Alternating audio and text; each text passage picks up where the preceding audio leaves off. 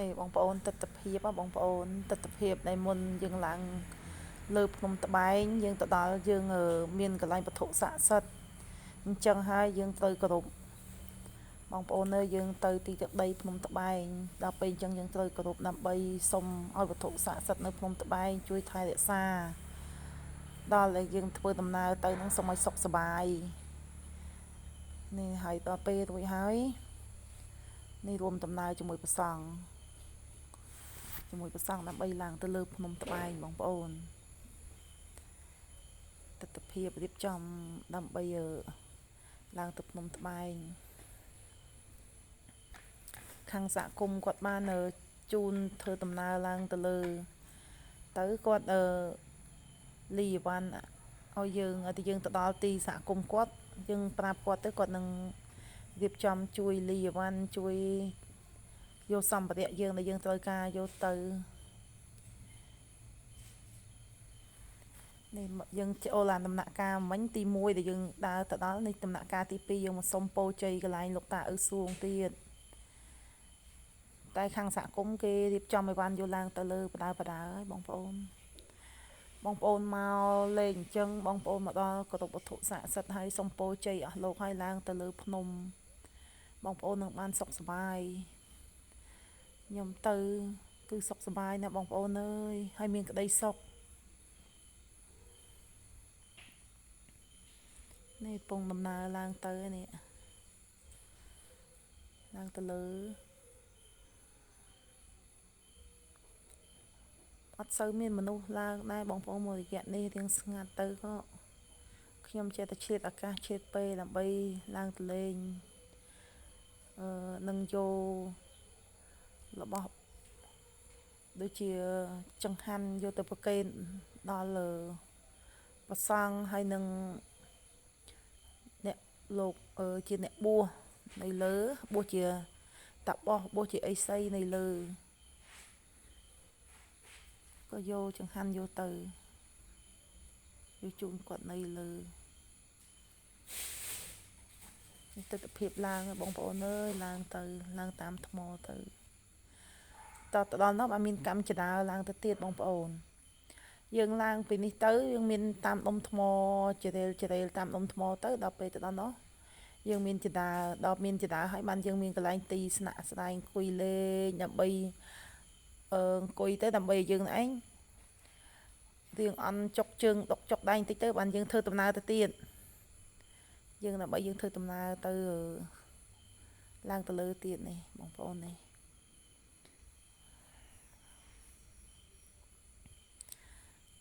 ឡើងចាប់តាមឡើងដល់ទៅហត់ពេកដោះខោអាវអស់ហើយព្រោះអីយើងឡើងទៅវារៀងក្តៅដែរ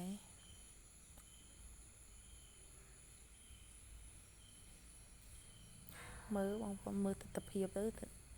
ទស្សនភាពដែលឡើងទៅនិងទស្សនភាពដែលនៅក្នុងព្រៃភ្នំស្អាត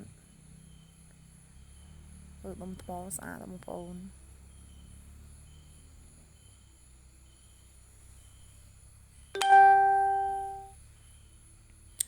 នៅខាងសហគមន៍គឺអ្នកជួយលីទៅនេះខាងសហគមន៍គ្នាអ្នកលីទៅលីដូចតែនៅខាងតំបន់ខ្មៅដូចគ្នាបងប្អូនគេកាត់មួយជើងចឹងតម្លៃដូចគ្នាទេមិនជាថ្លៃទេគ្នាអ្នកលីដល់កហើយខ្ញុំយួរទៅទឹកម្ដបខ្ញុំយួរហត់ចង់អីនេះដល់តែអ្នកលីទៅនេះលីប៉ិនលី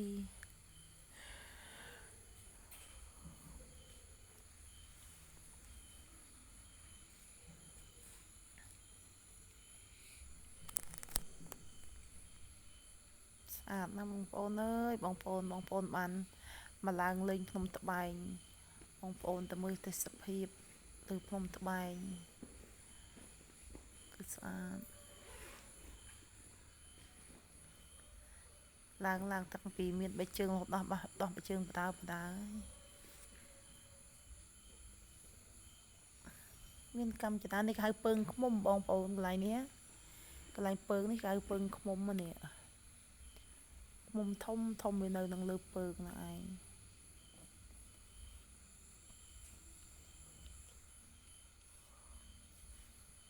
ដល់ពើងឃ្មុំមកយើងចេញពីពើងឃ្មុំទៅទៀតយើងឡើងទៅពីក្រោមមកដល់លើហ្នឹងប្រហែលជា1 គីឡូជាងដល់ឡើងទៅលើទៀតបងប្អូនយើងឡើងទៅលើទៀតឡើងហើយយើងនៅទៅដល់ជិះគោយន្តយើងរកគោយន្តដើម្បីជិះទៅទៀតបងប្អូន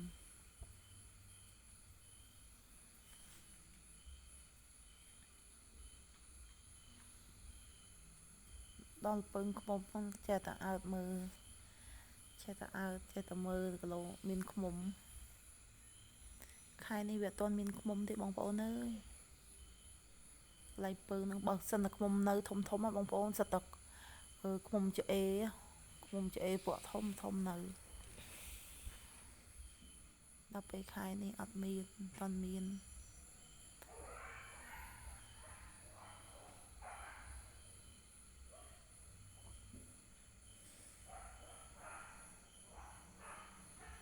បងប្អូនអើយកាន់កាមេរ៉ាទូរស័ព្ទយើងវាអត់បាននឹងល្អទេបងប្អូនអើយអធិស្ឋានផងព្រោះអីមកពីការកាន់កាមេរ៉ាទៅវាអត់សូវនឹងដៃបងប្អូនកុំឲ្យប្រកែប្រកាន់ណាបងប្អូនអើយចង់ថតឲ្យបងប្អូនឃើញឲ្យបងប្អូនមើលទិដ្ឋភាពដែលដើរតាមភ្នំទៅចេះតែប្រឹងថតណាបងប្អូនព្រោះវាអត់មានរបស់អីទំនើបនឹងគេបងប្អូនអើយអត់មានរបស់ទំនើបនឹងគេកាន់ថតទៅក៏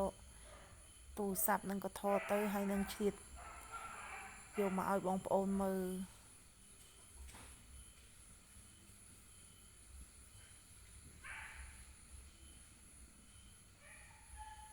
មើលទេសភាពបងប្អូនទេសភាពអស្អាតនេះឡើងដល់លើហើយបងប្អូនហើយនេះឡើងដល់លើហើយឡើងដល់លើ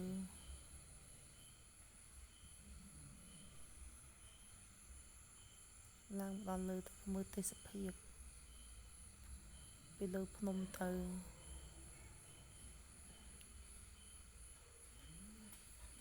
ត្រង់តែដើរទៀតបងប្អូនអើយដើរទៅរកលោកធ្វើដំណើរដើរទៅរកលោកនៅក្នុងព្រៃទៅឆ្ងាយណាបងប្អូនអើយទៅ2-3 គីឡូដីបានដល់មកកន្លែង2-3 គីឡូដីចឹងដល់មកកន្លែងដល់កន្លែងខ្ទមបងប្អូនខ្ទមដែលលោកនៅប្រណិប័តនៅហ្នឹង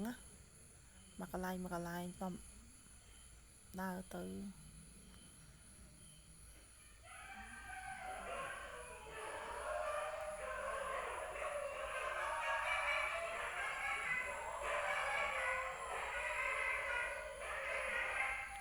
ឮសលេងហ្នឹងបងប្អូនសលេងឡងចូលឯងឆ្កែ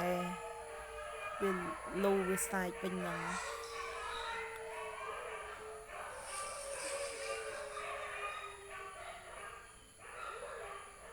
វានៅថ្នល់ហ្នឹងទៅដល់ពេលហ្នឹងវាស្ទាយនឹងអាច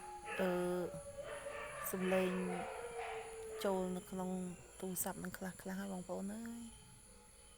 ព្រោះយើងអត់មានបន្ទប់អត់មានអីសម្រាប់កន្លែងកាត់តអីទៅយើងនិយាយនៅខាងក្រៅទៅវាអាចនឹងឮសលេងពីសត្វមកចិត្តនឹងមកចូលពើងភ្នំកន្លែងពើងដើររកលោកបងប្អូនអើយដើររកលោកយល់សុំដាក់ប្រកេនលោកបានសុំទៅយកទៅប្រកេនលោកទៅក៏ដើររកលោករកឃើញទេចេះតែរកលោករកឃើញហើយឆ្ងាយណាបងប្អូនអើយមកដំណាក់កាលឆ្ងាយតែដោយសារតការសទ្ធាចង់ប្រកេនលោកហើយក៏ចេះតែមករកលោកទៅរកមិនឃើញក៏ត្រឡប់ទៅវិញបងប្អូនរកឃើញលោក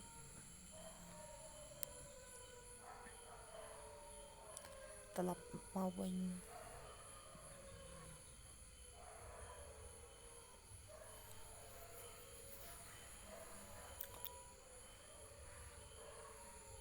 ត្រឡប់មកវិញទៅមើលទឹកបងប្អូនអើយទឹកហូរដើរឆ្លងកាត់តាមហ្នឹងទៅទឹកហូរស្អាតតែកន្លែងហ្នឹងបងប្អូន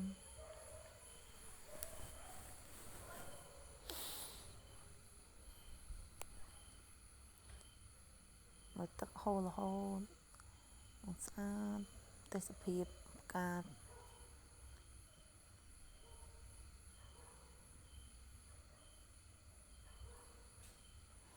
កន្លែងគាត់នឹងជាអ្នកបួសប្រតិបត្តិធម៌គាត់នៅនឹងទៅក្តាំផ្កាដើរបេះបន្លែបងប្អូនអើយបេះបន្លែបេះអីសំបន្លែទៅយកមកធ្វើម្ហូបហូបនៅលើភ្នំមានអីទេបងប្អូនឲ្យតែមានបន្លែតិចតួចយើងជាផ្សំគ្នាទៅសម្រាប់យកមកហូបទៅឲ្យតែបានហូបមួយថ្ងៃទៅរួចទៅខ្ញុំស្អែកគិតទៀតចឹងទៅណា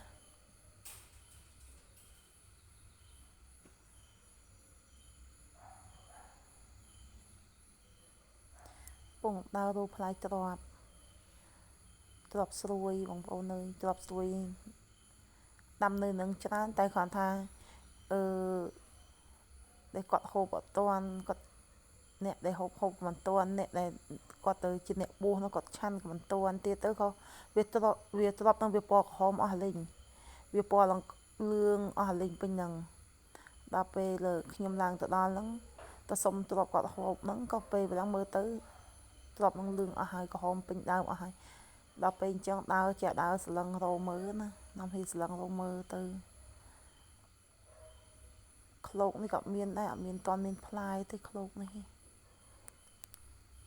អូដើមវាទំថ្មីដើមវាថ្មីទៅអត់តន់មានផ្លែ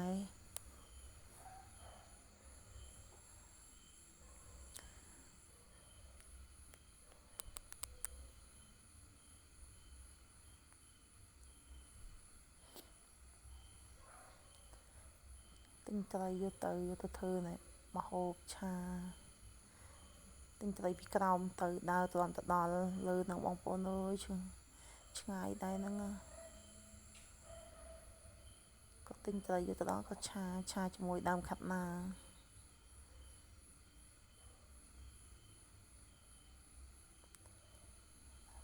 យកសាច់វាឆាទៅក្បាលវាស្លម្ជូរធ្វើម៉េចឲ្យរួចបានមួយថ្ងៃស្លម្ជូរក្បាលត្រី2គ្នា5 6នាក់អញ្ចឹងទៅnămនេះហូប5 6នាក់ទាំងចង្ហាន់រូបទាំងអីផង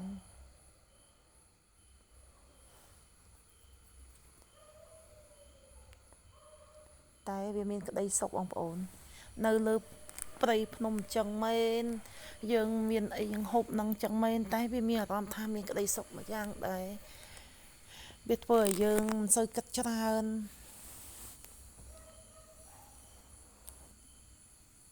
ធ្វើយើងអន់ stress ចឹងទៅខ្លះទៅយើងមើលគេមើលឯងដាំបាយបងប្អូនអើយលាងកោដាក់ដាំបាយ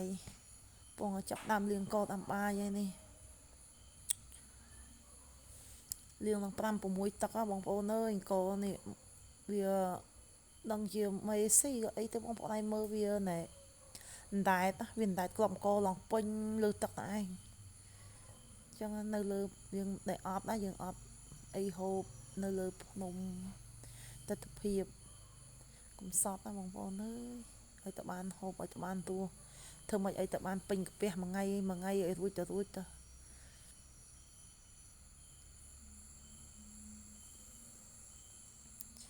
បងប្អូនមើលទៅតាមជាក់ស្ដែង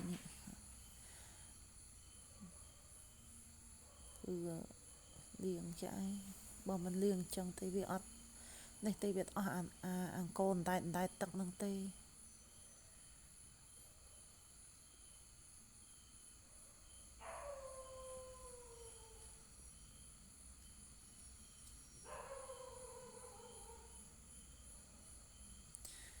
ជូរនឹងលាងកនឯងបងប្អូនហើយអត់មានបានកាត់ចោលទេនេះដាក់ទៅតាមដំណើរនេះ លាងកប្រមាណទឹកដាក់ទៅតាមតំណើប៉ុណ្ណឹង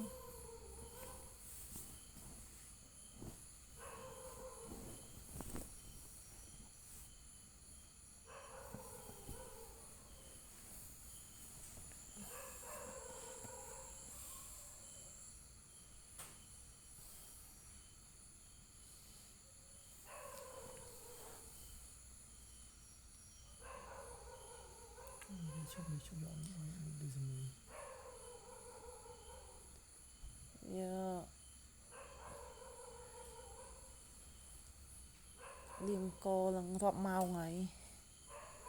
គាត់តែលាងកនឹងបងប្អូនមើលជាក់ស្ដែងតាមនឹងទៅខ្ញុំនិយាយទៅវាដែរព្រោះអីគាត់តែលាងកហ្នឹងបងប្អូនចង់បងប្អូនមើលទៅឃើញមិនបងប្អូនពិចារណាតាមនឹងទៅ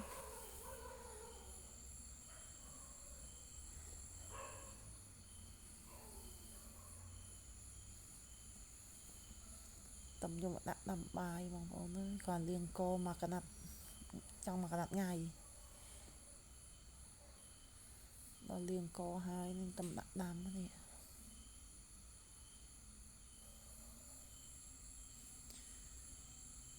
ដាំនៅក្នុងភ្នំចាឯងបងប្អូនអើយដាក់អុសទៅដាក់ចក្រានចឹងទៅដាំទៅ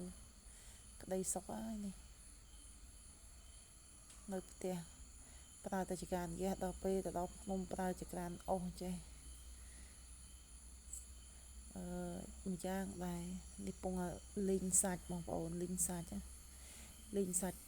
បកាចាប់ដើមធ្វើម្ហូបបងប្អូនអើយម្ហូប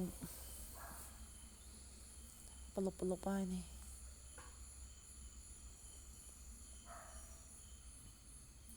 ដល់ពេលអញ្ចឹងលីងសាច់វិញអីទុកចេះឆាទៅបងប្អូនឆាឲ្យបានហូបទៅឆ្ងាញ់ក៏ធ្វើឲ្យបានហូបព្រោះយើងលក្ខណៈនៅលើភ្នំហើយរោឆ្ងាញ់ណាស់បានទៀតទេបងប្អូនអើយមិនដូចយើងនៅក្រោមយើងនៅខាងក្រោមយើងមានរបស់គ្រប់បែបយ៉ាងទាំងអស់មិនខ្វះមិនខាតទេដល់ពេលនៅលើភ្នំនេះវាមានការខ្វះខាតហើយដល់ពេលអញ្ចឹងលេងឆាទៅបានហូបទៅ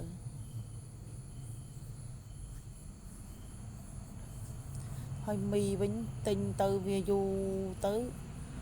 វាផ្អូមចង់ផ្អូមអស់ហើយបងប្អូនយកទៅដល់លាងទឹកវាឲ្យបានឆាជាមួយដើមខាត់ណា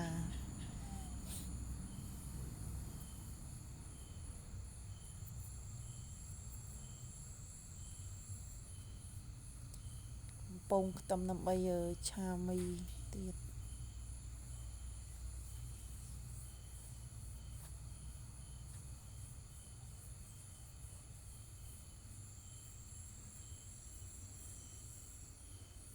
អានេះទិដ្ឋភាពឆាមី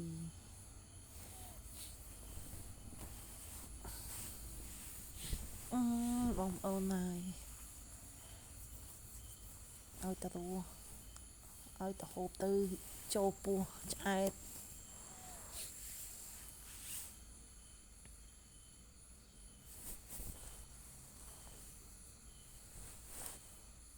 ឆាមីបងប្អូនពងឆាមីហើយ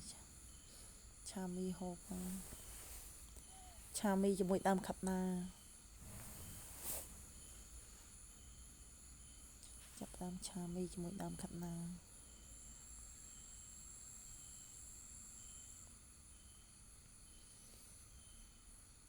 នៅលើភ្នំបងប្អូនអើយបាច់តែឆាមីមានតែបុកអំបិលម្ទេសជាមួយបាយក៏ឆ្ងាញ់